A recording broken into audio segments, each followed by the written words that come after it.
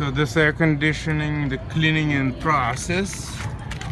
We already can see what's going on here, and I didn't make it super strong, and it's still dirty. I'm gonna need to rinse it several times, but what I'm getting is something like this.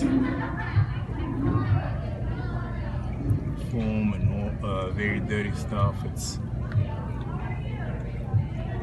That's what my chemical rinse is. I still need to do several rinse here.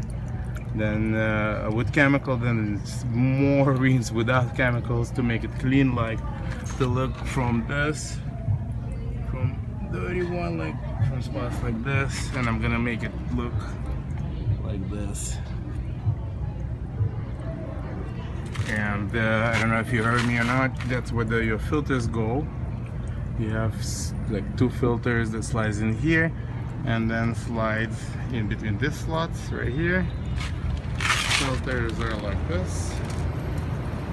It's 12 by 12 by 2, and it must be there. They're not there. That's why I have to do it now.